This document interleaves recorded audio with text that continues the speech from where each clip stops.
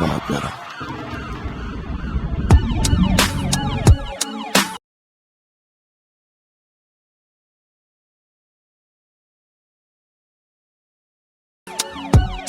ایستگاه اول 21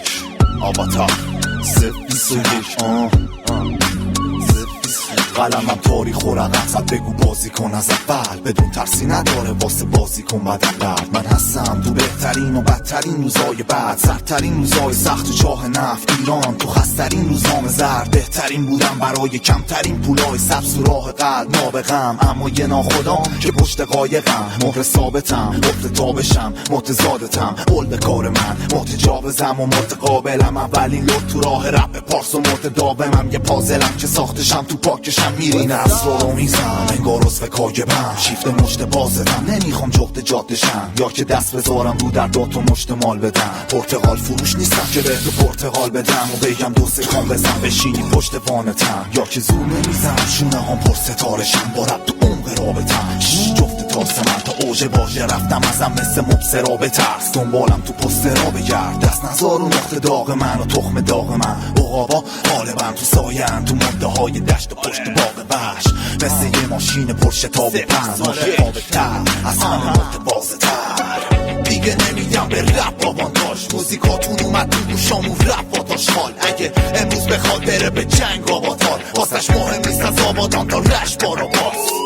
دیگه نمیدم به رپ آوانتاژ آلبوماتون اومد تو گوشام و رپ آتاش خال اگه امروز بخواد بره به جنگ آواتار واسش مهم نیست از آبادان تا رشت بارا باز جمشید نیستم ولی بهم میدن جام متنفر از اونا که منتظر میراثتم بهت میگن خیال جمع میشه سیگار بنگ با یه پیژام تنگ پشت دیوار سنگی با نگاه های سنگین چنگیز تبعید تقدیر مبارز بی شمشیر و گرمی مستند ساز بدون تدوین تلخی همیشه وحشی و زخمی نزا وقتی پا به پا میپای گاندی را میری بیخوای مالی خنده هات نمیزنم به چاری چاپی ناسیبی وقتی کار میدیم باعث تعطیلات میشیم انگار دادیم به یه گرسنه آفریقایی ساندویچ مافیایی را میریم تو طول و عرض مملکت روی خط در سر با سود کم معرفت تن به تن روی بازی روی سنگ سخت سوژه خنده جمع مثل روز شنبه گرم کار همچنان میمونیم روی دند پنج روی نقش گنج با پوست گرم و نرم ببیه شکنجه گر که ککشم نمیگزه با حرف زرد مردم یه انقلابی که نمیده بوی گنده ترس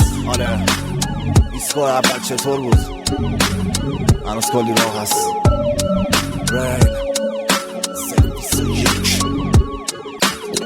دیگه نمیدم به رپ آوانتاژ موزیکاتون اومد تو گوشام و رپ آتاش خال اگه امروز بخواد بره به جنگ آواتار واسش مهم نیست از آبادان تا رشت بارا باز